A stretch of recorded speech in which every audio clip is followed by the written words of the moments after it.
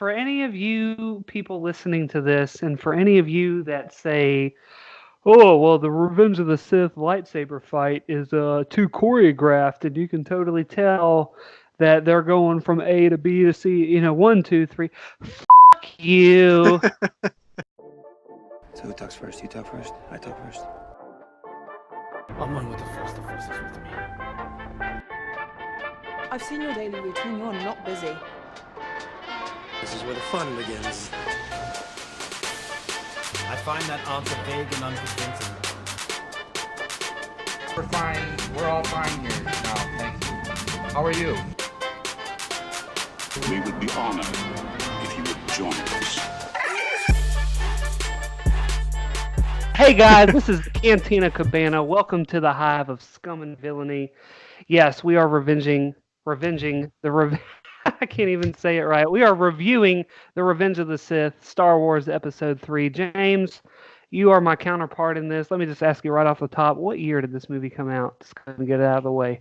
2005. 2005. Yes. Yep. This is arguably the best prequel. A lot of people would agree. You and myself would. I believe, we're going to get into that in the review. This is actually this is a pretty damn good movie. I just want to go ahead and say that right at the top of all this. I know we're going to get into it, as we tend to do with our other reviews for episode 1 and episode 2, but this is a damn good movie. Well, yes, I mean, it's undeniable that this is the movie that we wanted. 2005, I was 14 years old. My dad checked me out. We had two. My dad gave me two options. He's like, we can go to the midnight premiere and you still have to go to school in the morning, or we can go Friday and I can check you out of school at noon. Which one do you want? So it was pretty awesome. That's one of my favorite Star Wars memories. My dad and I actually snuck in to see episode 3. It was completely packed out, lines out the door pretty much. And my dad knew a guy who, I can't remember if the guy was an assistant manager or the manager of the theater, but the guy basically told us this one exit door in the theater is always left unlocked. Y'all can just go in it. So we bypassed everything and we just went in the back, snuck in, and sat down and watched it. My dad, because my dad, grew up in the 70s. I grew up when the prequels came out. So I've always viewed Star Wars as a whole as kind of a generational bridging, especially between me and my dad. So the coolest thing was him checking me out of school to go see this movie at a Friday matinee. And like you said, it's the best prequel by far, hands down. But yeah, let's go ahead and get into the actual plot, and we can break this thing down, talk about the things we like, things we don't like, things that were great back then but are terrible now, things that were terrible then that are still terrible now. But yeah, let's just go through it. Careful what you're saying about Jar Jar, because you can get bopped on the head real quick. Starting with the opening crawl, war, exclamation point. It's kind of funny to laugh. It's kind of funny to laugh at. There's heroes on both sides. That still doesn't really make sense to me at all. Do you know who exactly was the hero? Who exactly were the heroes on the other side? Yeah, that line has never sat with me. But anyways, yeah, we kick off with the opening crawl. Right over Coruscant. Lucas is kind of he's throwing everything and everything in the kitchen sink. So that is literally a kitchen sink. They literally added a minute kitchen sink. Digital magic. We kick off.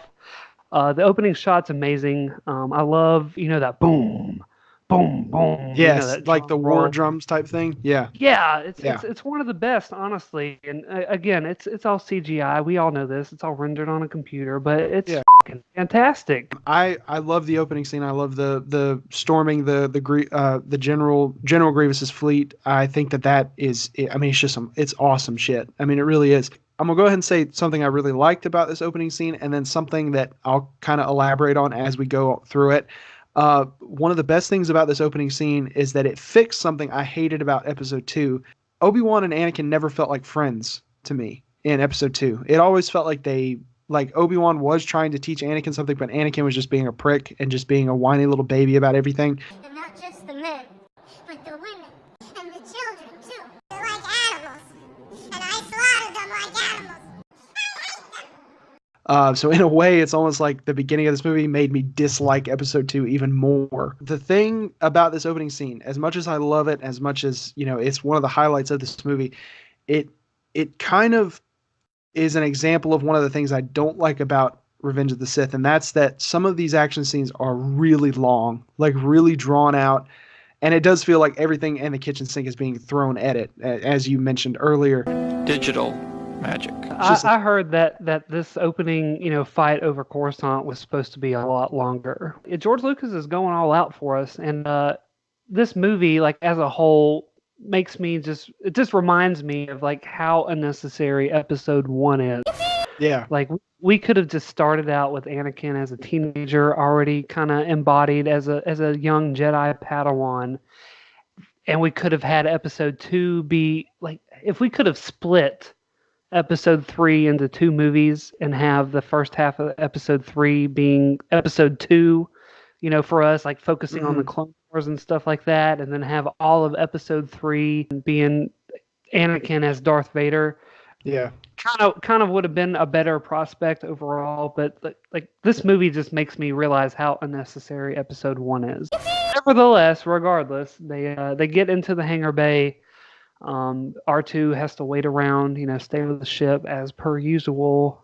And he gets quite a few humorous moments too. See R2 at least doing something better than being in hibernation. JJ.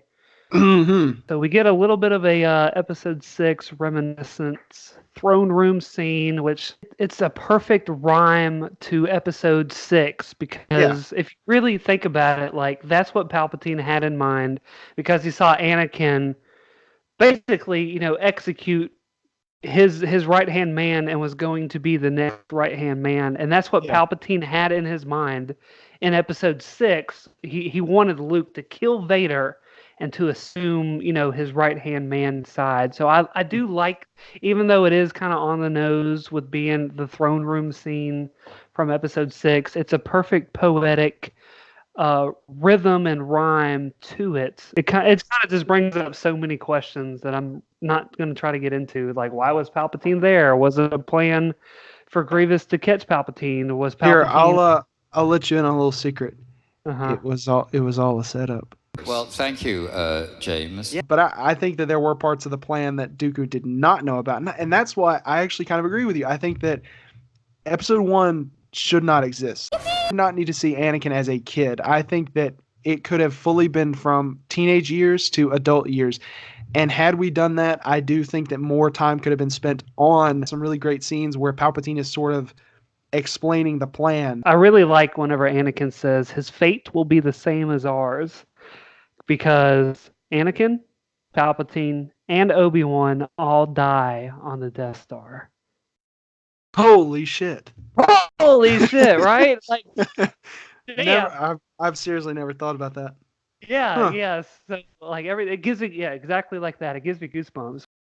After Anakin kills Dooku, I just kind of like roll my eyes a little bit until they get to would it be the opening of the second act at this point? I mean, we're probably already in. Not really. We're still in Act 1. Act 2 doesn't really start until Obi-Wan leaves for Utapau, maybe? Yeah, pretty much. I would say that that's about the beginning of Act 2. Their confrontation with Grievous, kind of silly. I'm just ready to get, out of this opening act at this point. Yeah, it just goes on a little too long. Like it's cool to get introduced to Grievous, but one of the running problems with this prequel trilogy is that it felt almost like villain of the week. It's like first movie we got Darth Maul. Second movie we got Count Dooku. Next movie we got Grievous, Count Dooku, Palpatine. Like why we should have had Grievous be established in another film prior to this. I think then we could have actually shortened this opening act. Sure, he's a cool character and he is iconic, one of the most iconic of the prequel trilogy. But at the same time, it is kind of weird, especially he's got his stupid bodyguards, which I've never liked, the Grievous bodyguards, because they are very intimidating, but they're completely underused. There's 3 in the entire movie, and they kind of make short work of them. So our heroes, they defeat Grievous's guards. Grievous breaks camp. He hits an escape pod, rockets out because he's terrified. He's like, oh crap. And our heroes essentially pull off a great landing maneuver onto Coruscant with You gotta say it. You gotta say the line. You gotta say another the happy line. landing. Yes, they There have. you go. They make a happy landing. Once again, showing more of that witty banter between Anakin and Obi-Wan. Really greatly appreciated for me. R.I.P. to the guys in the tower that they had to Oh crash yeah, down. yeah, big R.I.P. time. So they make it down. All's well that ends well. Everybody reunites, and that's when Anakin gets some very interesting news. His wife Padme, which we saw, they got married at the end of the episode 2. She reveals that Anakin is going to be a dad. He's going to be a papa. So. Yep. Which is great acting. I think like the way that he accepts that news of like, oh, that's wonderful. Like because you can see the wheels turning. So I think Hayden, he does do this job of being Anakin. He does do it pretty well, of getting that news and like, oh shit, I'm Jedi. Like, what does this mean for me? What does this mean for us? What does this mean for this child? So like in that shot, take out the CGI pillar background. I think he handles it pretty well. Yeah. One thing with this movie that I kind of realized is the timeline seems really obscured because you introduce pregnancy into the mix of it. Like how long? Like 9 months is what we're talking about, right? Yeah. This movie takes place pretty quickly. So At least it seems like. So it's possible she could have been further along. Like she could have been. I don't know. I mean, I don't know. Yeah, in that initial meeting, they do sound like they've been away for a really long time. So Yeah. for all we know, she could have been pregnant for 7 months, 7.5 months. It just raises questions just a little bit, but I can ignore it, I guess, to a degree.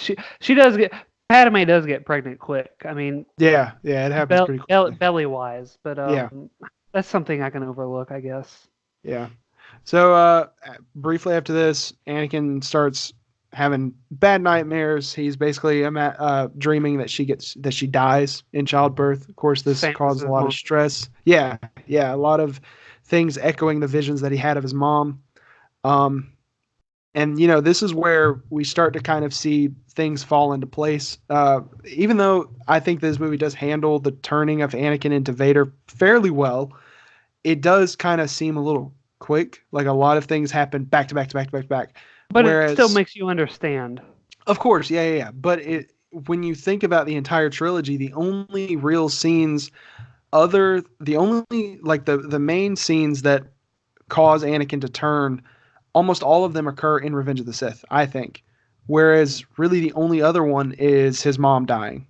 And that was in episode 2. So I think that if these going events ham on the sand troopers or the sand people, Yeah. So once again, falling into what we were talking about earlier, that if these movies had just been structured a little differently, that if episode 1 didn't exist and we had seen Anakin from teenage point until now, we could have had these events kind of spread out a little differently. And it would have, I'm telling you, it would have made for a much better trilogy. We get a little bit of a kind of a dispute going on, which lays the foundation between Obi-Wan and Anakin.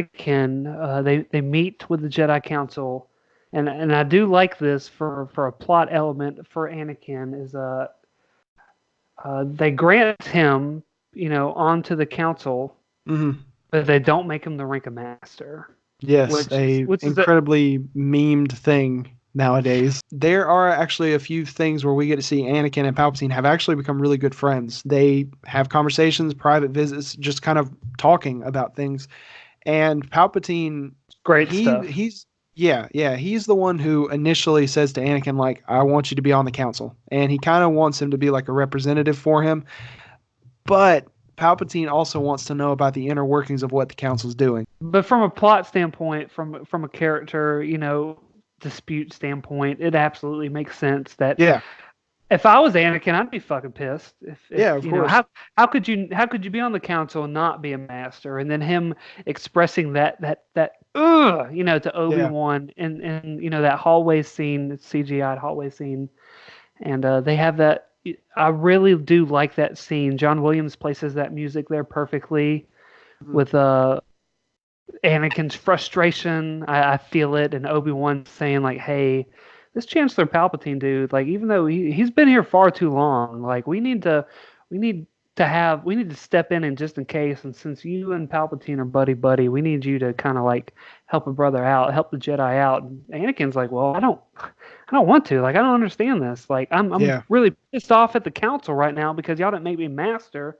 I'm doing all I can. I'm knocking them out. So Anakin's kind of caught basically between a rock and a hard place where he's got Palpatine wanting to hear Palpatine in one ear and the council in the other, and they both want him to report on the other. So, and the council wants to give Anakin credit because I mean he's a powerful Jedi that's he's doing the right thing. So they are trying to give credit where credit's due, but they also know that, and this is where the Jedi mess up. They kind of get too greedy, and at least that's how I perceive it. They kind of get too greedy with trying to use Anakin as a pawn in this whole, like, why is the dark side clouding the Chancellor? Because, you know, for all intents and purposes, they don't know that the Chancellor is Lord Sidious, but they know that there's something going on and they want more information. So the Jedi, in my opinion, kind of overstep their boundaries a little bit, and it kind of bites them in the ass in the end. There's a couple of interesting, you know, scenes cutting in and out. Like, I really do enjoy Yoda talking to Anakin in the scene, and you see like this, how they have the blinders set up and the light going across Anakin's face. That's a great scene to me. There's really a lot of slow scenes that nothing happens. You know, like that's kind of like our big thing about these prequels. Like nothing happens, but good stuff. Nothing happens in this film. Yeah, the whole struggle between Palpatine and the Council really. It's a really great plot element for Anakin, I think. I think it's probably one of the highlights of this movie in terms of the plot, because I wish it had been developed a little bit further if we had more time. And I know I'm going to keep repeating that because there are so many things about this movie that are really great, but they could have been so much better had we had more time. Properly developed. Yes. And so, you know, you've got the Council and Palpatine, and both of them are kind of trying to one up the other, even though they are unaware of the other's intentions. And it's like playing chess in the dark. Yeah. And it sort of comes to a head when Anakin gets this crucial bit of information from old Palpatine. You ever hear the tragedy of Darth Plagueis the Wise? Yeah. Great scene. Like, phenomenal. One of the best scenes in the entire prequel trilogy, I think. God, I don't care if it's 95% CGI. It's just the atmosphere. Like Lucas, you really can tell that in this movie, Lucas, this is where it was like, this feels like Star Wars. This is the only movie in the prequel trilogy that legitimately feels like Star Wars. It feels like Lucas went all out creatively. And man, it's great. I love the atmosphere. I love whatever it was, that opera that they're watching, whatever it was. It's like squids flying around. Yeah, it's phenomenal. It's a great But scene. Yes. It sounds like a croaking old man dying, but it's like it gives you chills every single time.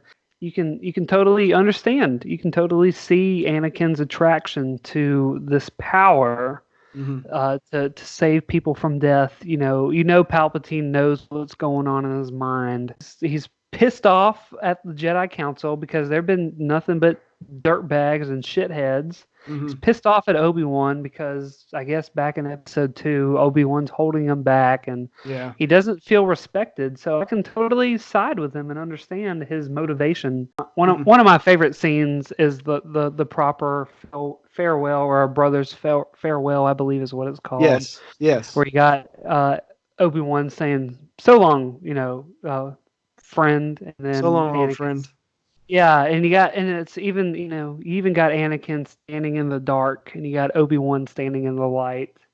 It's a perfect May the Force scene. be with you, that kind of thing. That's the last time that they interact with each other before all goes to hell. Even though it is like a friendly farewell, for those who haven't seen the movie, you do kind of get a sense of like, this is a goodbye. This isn't I hope everything goes well for you. Good luck. It feels like a goodbye. It's a little shoehorn, like you kind of know because you know what's about to happen. Yeah. So, but it's like if it's your first time watch, it feels very suitable and very appropriate. The location of Grievous seems to have been found, so they send good old Obi-Wan to track him down, take him out.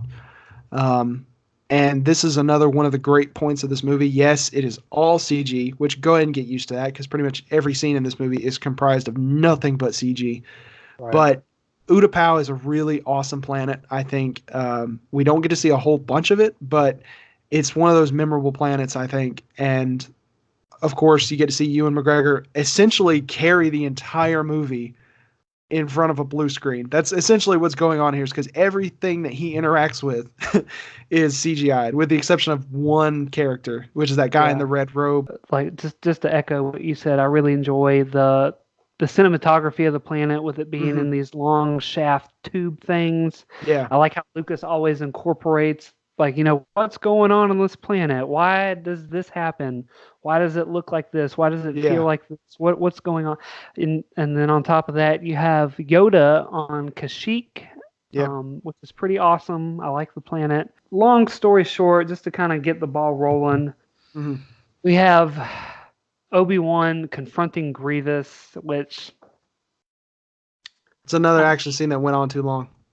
That one could have been cut and just reorganized. I don't like the boga, I think is what the creature's called, the little lizard feather thing. Yeah. I don't No. That Obi-Wan chasing Grievous's little wheel thing, his vehicle, whatever, didn't need that at all. I also think that it's one of those things where Grievous, though he's made for toys, the coolest thing about him is the fact that he's got 4 arms. 4 arms with lightsabers. That shit is cool. It just is. It's too quick in the movie. Like, it's like, pew, pew. Like, yes, took out his arms, exactly. no big deal.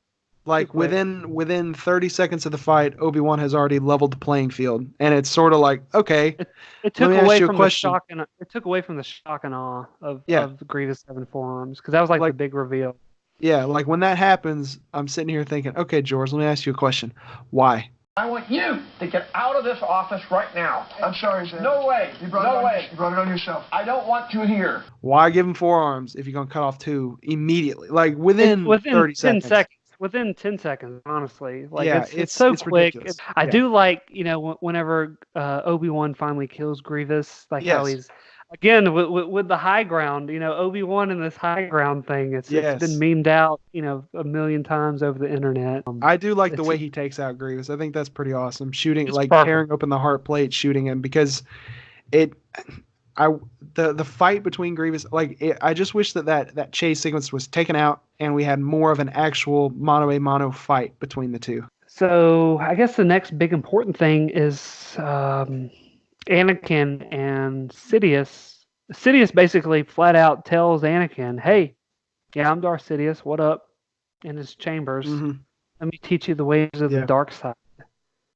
Pretty much just throwing it all out there. Like, he's like, it's now or never, I got to tell him. Weighing all his cards on the table. Yeah. So he tells him, and Anakin, naturally, of course, being a Jedi, is like, oh no, not cool. Like, really?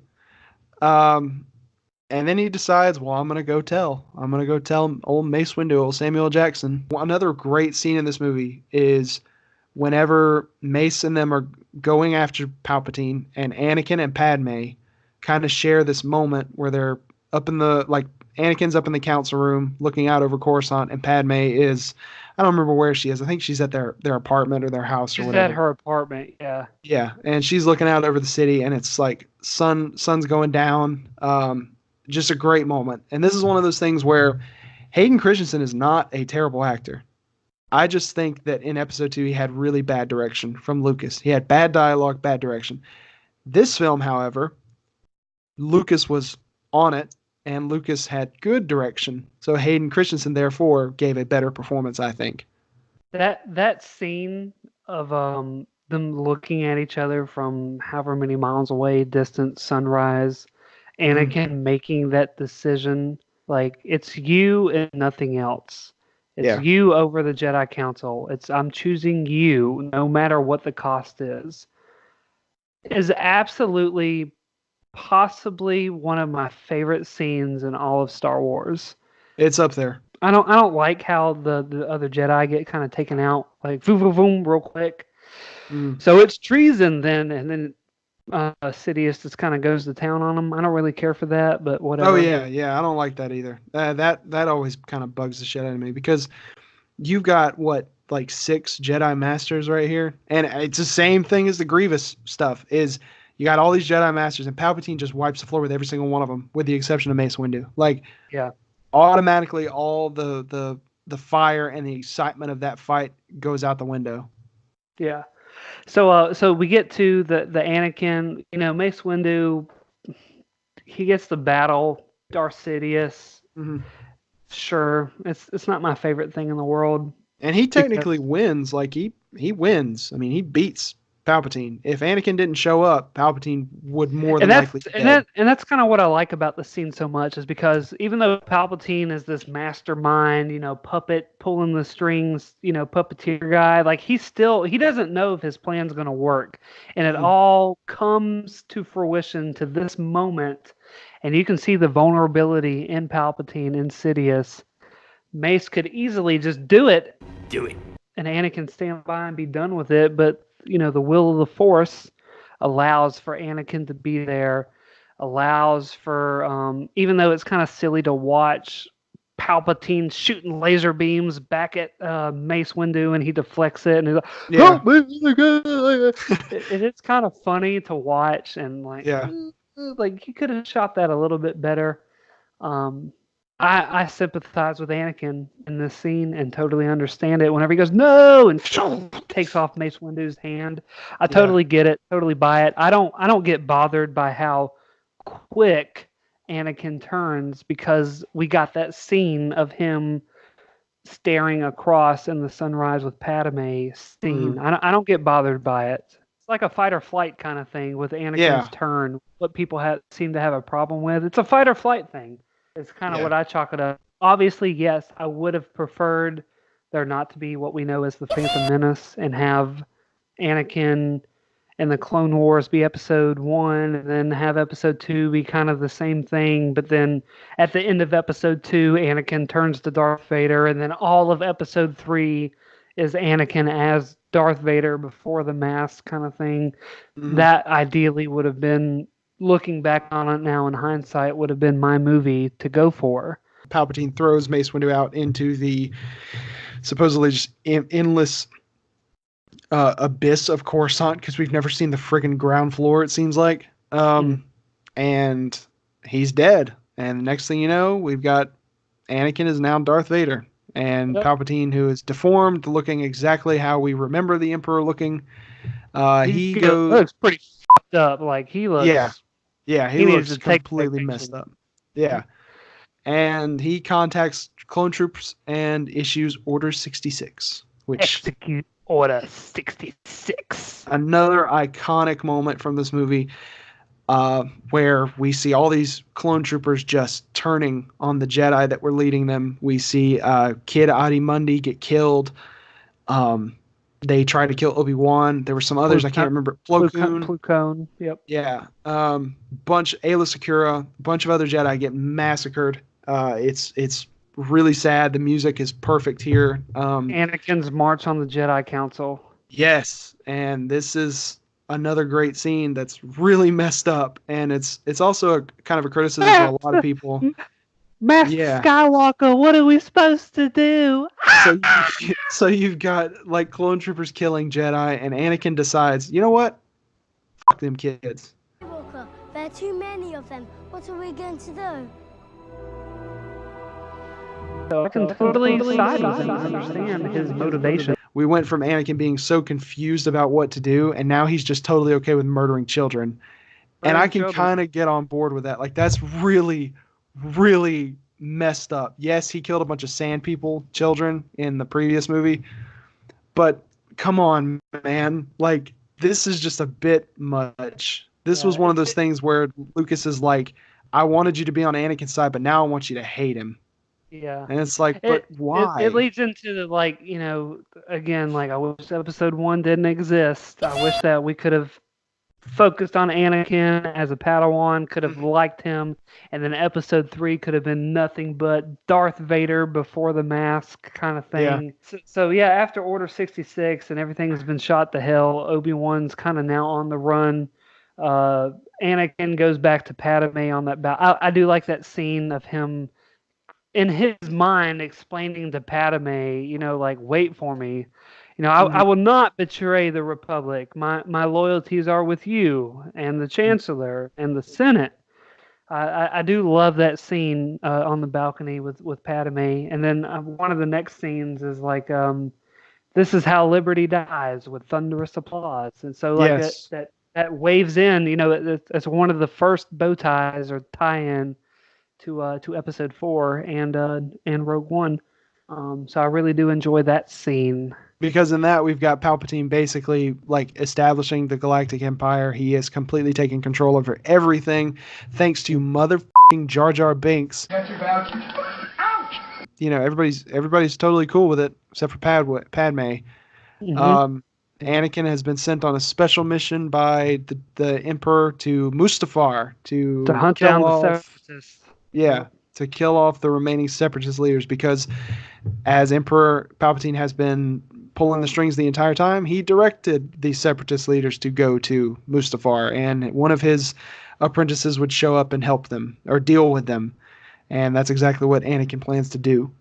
Yeah, and he ends up telling Padme that he's going to Mustafar, which, fast forward, Obi-Wan stirs the pot a little bit with Padme to get her worried enough to go visit Anakin on this planet, and Obi-Wan, hitches a ride. So I kind of like how, like whenever Obi-Wan confronts Padme, and he just kind of like turns and looks at her, is like, Anakin's the father, isn't he? Because I mean, of course, he knew the whole time. Like, he knew the whole time without a question. Yeah, and even though Obi-Wan, you can even get a sense of that in the Clone Wars, the animated series.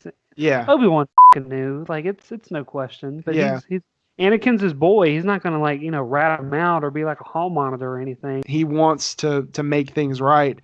He's pulling some strings because that's what he's got to do in order to get to Anakin. He somehow convinces Padme to go, and that way he's able to get on the ship. But before that, we have a great scene where him and Yoda, they go to the Jedi Temple. They kill a bunch of stormtroopers to recalibrate some code to like a recall, to recalibrate the recall code. So, stay the fuck away from here. Go into hiding, go around. Yeah, and they come across surveillance video of Anakin, Darth Vader, murdering, knocking out some younglings, not the beer, but the Padawans, not the drinky. Well, Obi-Wan doesn't want to go after Anakin. He doesn't want to. He would rather go after the Emperor and probably die than have to go after Anakin. Yes, and that's what prompts Obi-Wan to go tell Padme, as we were just talking about. From here to the end, it's pretty much just like a nonstop flurry of lightsabers, almost like you've got two main lightsaber battles. We don't have any space battles for the end of the movie, which is usually something we have in Star Wars, but this one, it is completely focused on two lightsaber fights, which we'll get to that in just a minute. But as we said, Padme goes to Mustafar to find Anakin. He's already completely murdered all the Separatist leaders, and Padme meets him out on the ship landing, and this is where their relationship sort of falls apart. Padme's super prego right now, like totally about to bust out, and you get the wonderful love dialogue that carries over from episode 2 here of the "You're breaking my heart." This scene, I can't. It's so hard to talk about this scene because I don't know what lens I'm looking at it through. Like, I can kind of turn my brain off for a moment and be like, okay, sure, kind of thing.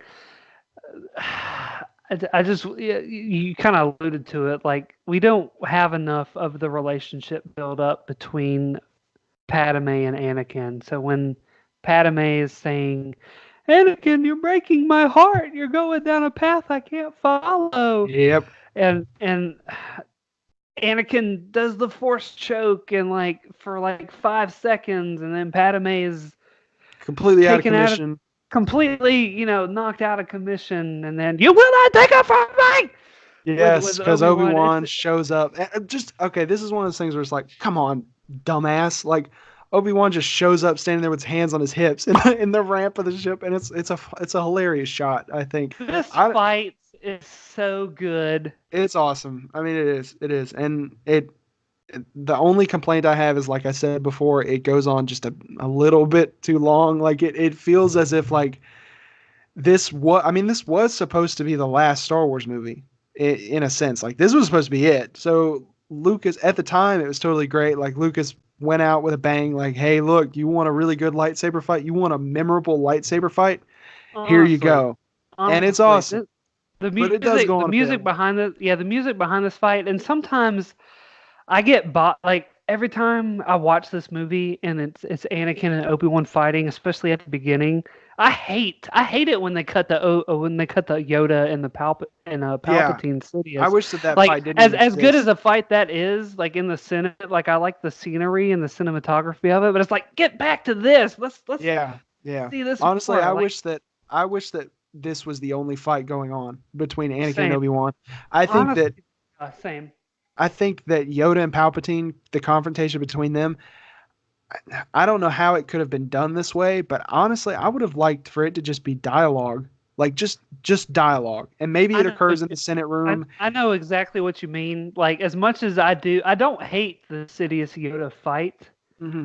but it's like I want to focus on what's going on over here. Yeah, I just don't think that the Yoda and Sidious fight had as much weight to it as the Anakin and Obi-Wan fight, because this was the first time we saw them interact. We never even saw Yoda interact with Palpatine. Like, Not really. As- Episode yeah, as- 2 is beginning a little bit. yeah, as far as I can remember, like we've had barely any interaction between those two, and so that fight between them, I think that it should have just been dialogue. Like they just talk. That's it. Like basically Palpatine gloating over what he's done, like how he's destroyed everything.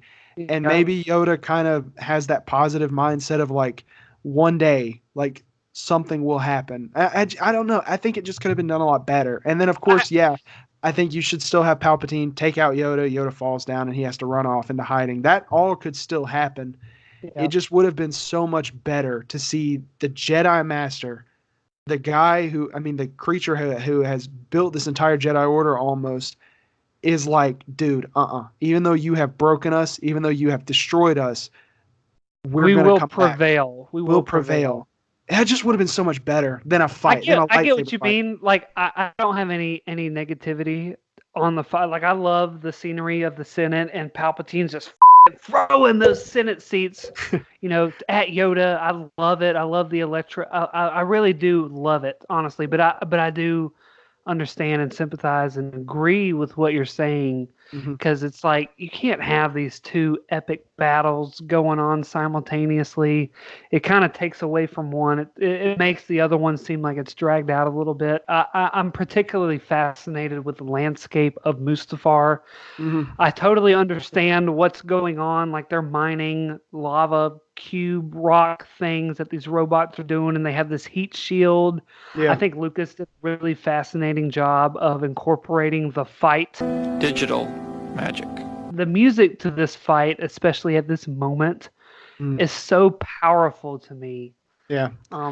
It's certainly one of the best John Williams tracks in the entire saga, I think. Yep. The only thing I don't like about the fight, I guess, is Anakin. Like the force jumping, like Anakin just doing that awkward CGI run, and then he just jumps 200 feet. Yeah. I don't like it. It kind of takes me out just a little bit. See, the only thing I don't like about the fight, and like I said before, I think it goes on too long, is when they're on that long tower-like shield thing that falls down the lava fall or whatever, and they're swinging off the cables. I don't like that at all. Like when they're swinging back and forth. Yeah, I can't stand it. I think it's dumb. I love it. Oh, man, I think it's like so it. dumb. That's one of those things that's like, this. No, And come on. This is going on too long. I like when Obi-Wan kind of looks a little bit ahead, and he's like, "Oh shit, there's a waterfall in front of us. So I need to jump, to get out of here." I understand and agree that the fight does go on a little bit too long. I get it. Sure. Now, see what a lot of people complain about is the when they're in the room, they're in the control room, and they both use the force on each other at the same time, and their hands like almost touch.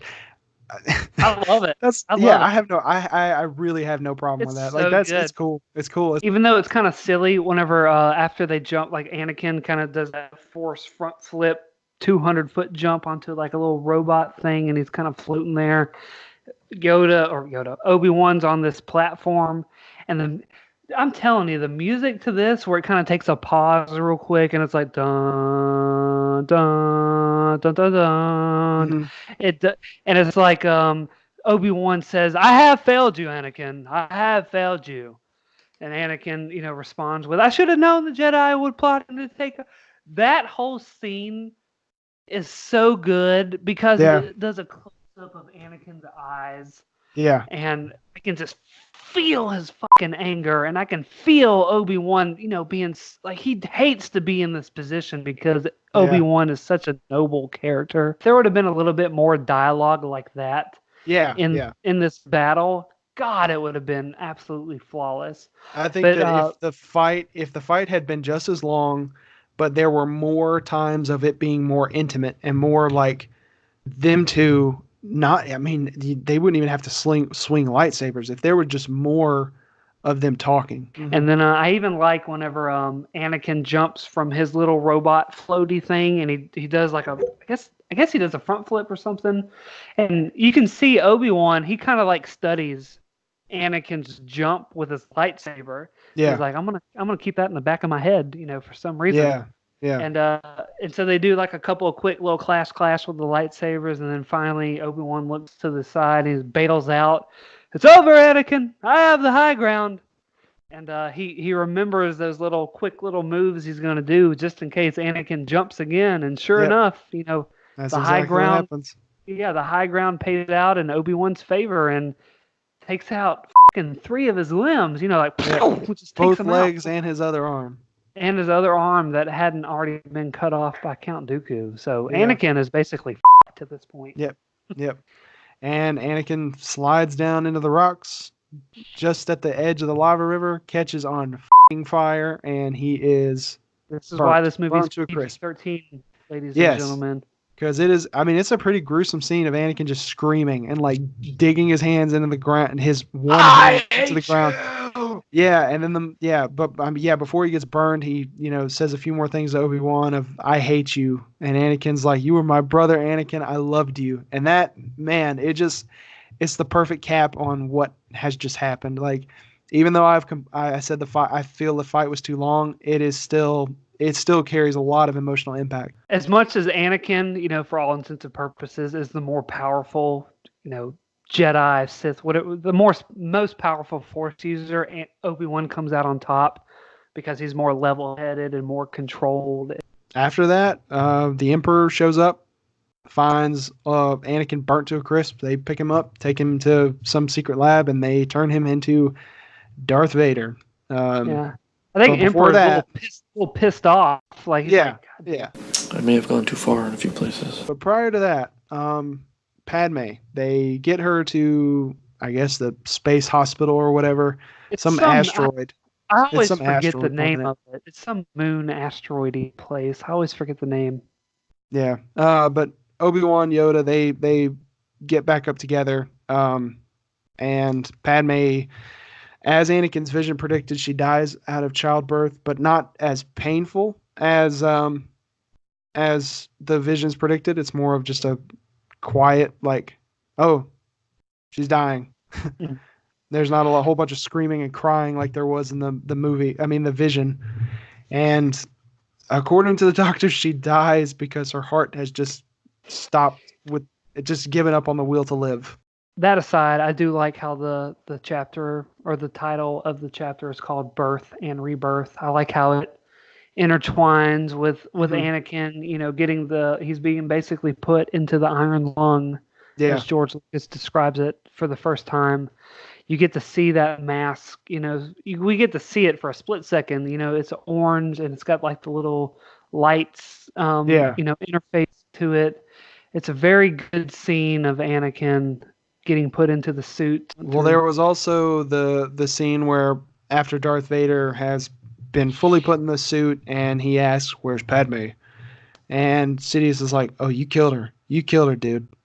And Then we get the iconic no, which is awful in Yeah, so and many ways, I think. it's to reminisce the 1997 add-on of No to Yeah. episode 6 when he throws him off the reactor. But the babies are okay, and we have Luke and Leia, the original. I mean, 2/3 of the original trilogy heroes. So, yeah, they are alive, and Obi-Wan, Yoda, as well as Bail Organa, basically make the agreement of we're going to separate all of them. We got to keep them. We got to keep the two away from each other. Yep. Bail Organa agrees to take Leia to Alderaan. Yoda decides he's going to go hang out on Dagobah, chill out for a little while, see if he can find himself or something like that. He's in And exile. yeah, and Obi-Wan decides I'm going to take Luke to Tatooine to live with the aunt and uncle. Not the greatest decision to hide No. a baby with the last name Skywalker on Tatooine, but I'll Bad allow idea. it. Yeah. I get whatever. I don't pay attention to it. It doesn't bother me, but I do understand that it's a bad idea. Yeah. I got a bad feeling about this. One of my favorite things, we're kind of right up there at the end. John Williams scored this film. John Williams scores Harry Potter. So the one of my favorite things about this film is when Obi-Wan hands baby Luke to his aunt and uncle. The music takes a momentary pause and does like this sweet little piano ballad, and it's tit for tat the exact same piano melody ballad to Harry Potter when Harry Potter gets dumped on the doorstep to his aunt and uncle. Well, that's pretty cool. It's the same exact little beat for beat. Go back and listen to it if you guys are listening to it. It's pretty epic. It's one of those little you'd have to know it kind of things. So this tied up all the bow ties to episode 4 with Leia being on Looking for Love and Alderaan. Leia on Alderaan, Luke on Tatooine with his aunt and uncle, Obi-Wan kind of being an overseer of Luke, kind of being in exile, Yoda being in exile on Dagobah. It ties it up neatly, and I remember knowing or thinking that I knew that episode 3 was the last film, and this kind of took me into like I really do enjoy how it ties into episode 4. Yeah. So yeah, we're at the end of the movie. What do you have final thoughts on it, or is there anything else you want to add to it to this review? Final thoughts for me. I love the movie. I think it's fantastic. I think it is not a perfect movie by any stretch of the word, but I mean, is there really such thing as a perfect movie? I don't think there is. I think that for the prequel trilogy, it is certainly the best in the prequel trilogy. We both agree on that, as we've said multiple times. Yeah. It is the only movie of the prequel trilogy that I think feels like pure Star Wars, and it feels like George Lucas finally knew what he was doing with it. Whereas I think that episode 1, he kind of made it because people were asking for it, and he was like, well, okay, I'm going to make it. I'm going to really make this for children. Like, you don't understand how much I'm really going to make this for children. Watch out. Yeah. And episode 2 was sort of I've already done the first one. I can't retcon it. I have to keep going with it. And 3 was where it was like, okay, you know what? I know how to do this. I want Darth Vader. We're going to get to Darth Vader. Yeah, to echo your sentiment, I love this movie. If I was to give it a grade, I wouldn't necessarily give it an A as much as I would want to as a fan. I would give it a high. I'd give it, you know what? I'd give it right at a B, almost a B plus. I'd probably give it like a 85, 86 overall. There are certain things where I like raise my eyebrow, kind of like with the whole lost the will to live. That's a very distracting thing with me. Darth Vader going, no, at the end.